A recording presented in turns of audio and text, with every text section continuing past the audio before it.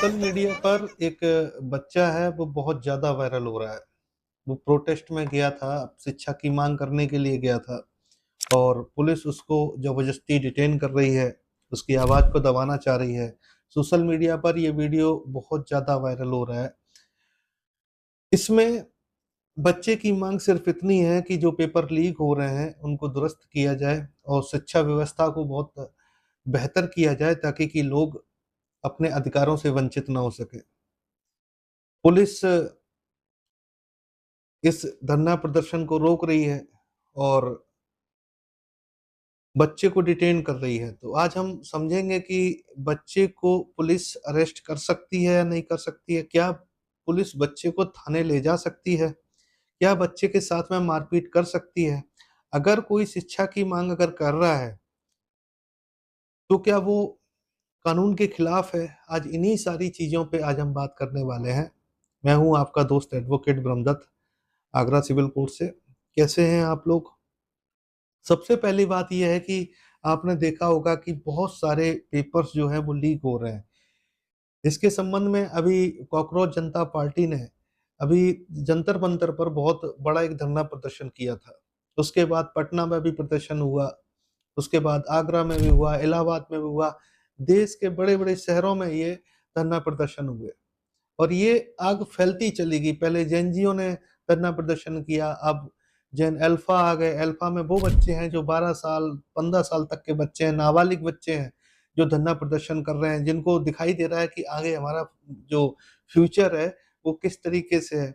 और बात भी बिल्कुल सही है, जिस तरीके से आज पेपर लीक हो रहे हैं, उससे तो यही लग रहा है कि आगे आने वाले समय में आप कितनी भी मेहनत कर लो, कितना भी खर्चा कर लो और कितनी भी पढ़ाई कर लो, आपके साथ यही होने वाला है।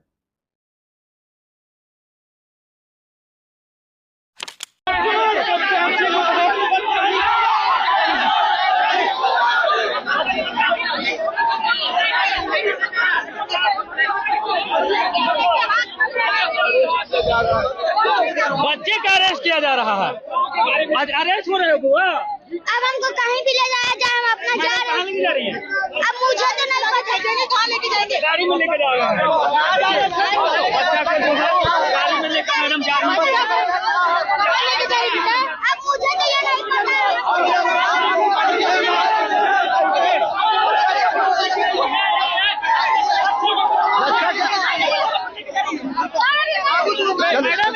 मैडम माँ को सपोर्ट नहीं करती।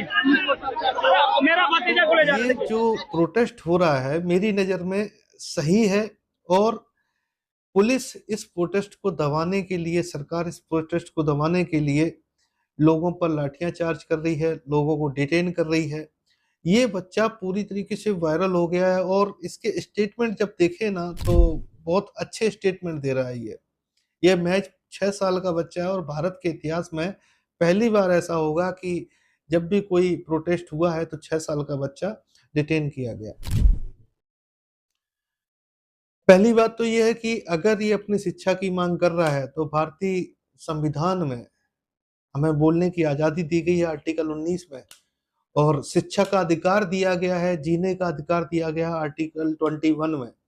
और 21 का हवाला देते हुए भारत सरकार ने RT right to education act का गठन किया और बच्चों के लिए शिक्षा का प्रबंध किया। शिक्षा एक मांग है और बहुत ज़रूरी है हमारे देश को विकास करने के लिए। दूसरा ये है कि पुलिस जिस तरीके से डिटेन कर रही है लोगों को, अरेस्ट कर रही है, क्या वो सही है? क्या इस मांग को गलत ठहराया जा सकता है? लेकिन यहाँ पर बात हम करते हैं कि जो पटना प्रोटेस्ट जो हो रहा है जिसमें 6 साल का बच्चा है, अपने बेबाक अंदाज में अपने स्टेटमेंट दे रहा है। उसको पुलिस ने ज़बरदस्ती उठा लिया और थाने ले गए और उसके माता-पिता के साथ में मारपीट की। जबकि उसके माता-पिता का ये कहना है कि बच्चा ज़िद करने लगा था, जानबूझकर बच्चा आया तब उसके साथ में हमें यहाँ आना पड़ा। पुलिस उस बच्चे को डिटेन करके ले जाती है थाने में, उसके माता-पिता को ले जाती है। मैंने एक वीडियो देखा उसमें उसके माता-पिता को बहुत बुरी तरीके से बहुत बुरी तरीके से मारा-पीटा है। तो ये किस तरीके का विकास करना चाह रहे हैं? तो सबसे पहली बात ये है कि एक नाबालिग बच्चा 6 साल की उम्र का है। इसको पुलिस थाने नहीं ले जा सकती है इस तरीके से डिटेन करके, थाने में निरुद्ध नहीं कर सकती है।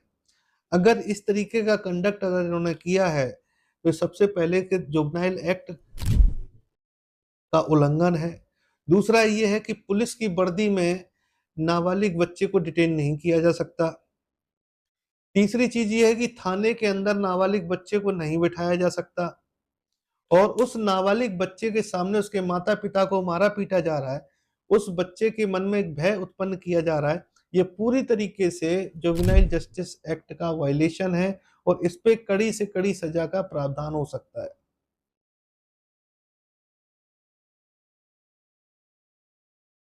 गवर्नमेंट शिक्षा को दबाना चाहती है, गवर्नमेंट चाहती है कि शिक्षा को दबा लिया जाए, लोग अशिक्षित हो जाएँ, पढ़ लिख ना पाएँ, शिक्षा को इतना महँगा कर दो।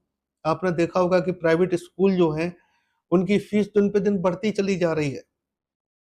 शिक्षा को इतना महँगा कर दो कि लोग बच्चों को पढ़ा ही ना पाएँ और जो बच्चे पढ़ भी जाएँ, तो उनको नौकरी ना मिल पाए। ये जो पेपर लीक हो रहे हैं, पहले कभी पेपर लीक हुए हैं इस तरीके से? इतनी तादाद में तो कभी लीक नहीं हुए। लेकिन जिस तरीके से पेपर ये लग रहा है कि आज तैयारी कर ली, अगली साल तैयारी कर ली, अगली साल तैयारी कर ली, कोई भरोसा नहीं है कि कब हमें इसका रिज़ल्ट मिलेगा, पास होंगे, फेल होंगे, ये बात की बात है। लेकिन इसका क्या रिज़ल्ट आएगा? पेपर देना होता है, उसके बाद में तुरंत पेपर लीक हो जाता है। इस अगर लाठी चलेगा तो पहला लाठी हम खाएंगे, अगर जेल भी जाने का मुसीबत आ जाए तो जाएंगे, गोली भी चलेगा तो खाएंगे, पर भ्रष्टाचारी सरकार को उखाड़ देंगे। मांग क्या है?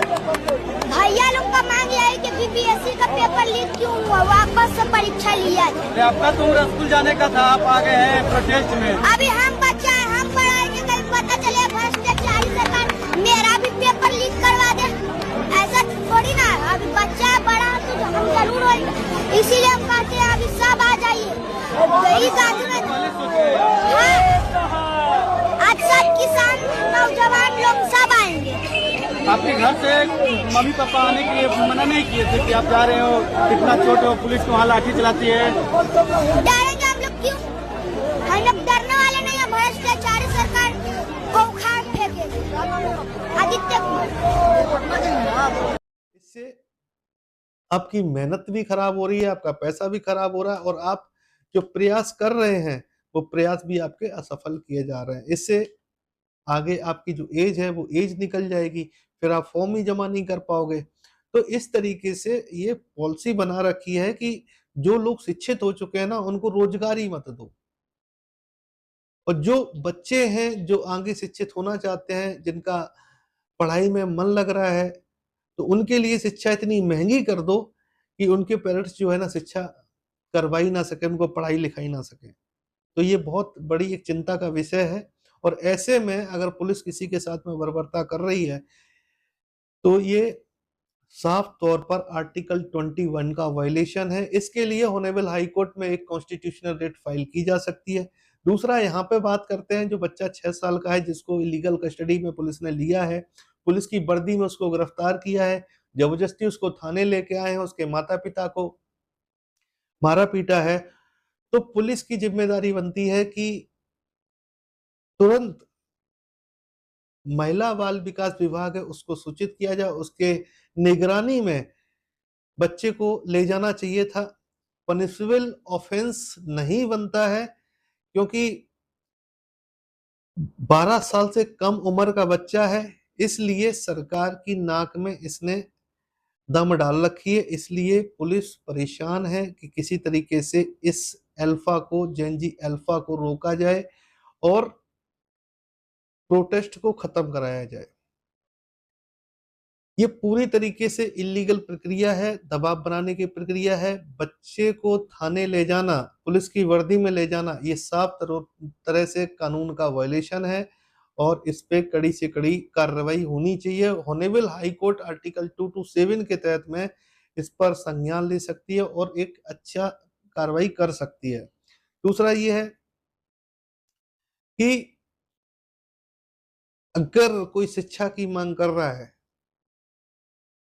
तो उसको आप कभी पाकिस्तानी बता देते हैं, कभी खालिस्तानी बता देते हैं, कभी कुछ बता देते हैं। तो ये कहाँ तक गलत है और कहाँ तक सही है? क्या शिक्षा की मांग करना गलत है क्या? अभी जो पेपर लीक हुए हैं, गवर्नमेंट ने कहा कि हम दोबारा पेपर कराएंगे, दोबारा पेपर करा लेते हैं। पहले पेपर की फीस तो जमा हो चुकी होती, दोबारा जब पेपर कराते हैं ना ये, तो जो लोगों की सेटिंग हो चुकी होती है, वही लोग उसमें पास कर दिए जाते हैं। और लेकिन जो दोबारा जो पेपर होता है ना, उसमें इतना हार्ड पेपर कर दिया जाता है कि लड़के उसको क्रॉस ही नहीं कर पाते। और जो पहले सेटिंग हो चुकी होती है उनको पास कर दिया जाता है। तो बात वहीं की वहीं रहती है, ऐसा नहीं है कि दोबारा पेपर कराने से चीजें खत्म हो गई। सेटिंग तो वो पहले ही हो चुकी है, इसीलिए पेपर लीक हो रहे हैं। और ये पेपर लीक करने वाला ये है कौन? आज दिन तक गवर्नमेंट ने कभी पकड़ा नहीं है। गवर्नमेंट किनको पकड़ रही है? उनको पकड़ रही है जहां पे धरना प्रदर्शन हो रहे हैं, वहां पे हजार हजार, 1200, 2000 लोगों को चिन्हित कर ले रही है। लेकिन जहां चंदा चोरी हो रही है, जहां मंदिर में चोरी हो रही है, वहां नहीं पकड़े जा रहे हैं। यहाँ पर ये बच्चे पकड़े जा रहे हैं जो शिक्षा की मांग कर रहे हैं, इनको पकड़ा जा रहा है। तो इस पर आपकी क्या राय है? आप लोग अपनी कमेंट बॉक्स में जरूर बताएं। और आप लोग नए हैं चैनल पर तो चैनल को ज्यादा से ज्यादा सब्सक्राइब कर लें और शेयर करें वीडियो को, क्योंकि लोगों तक ये खबर पहुंचे। धन्यवाद।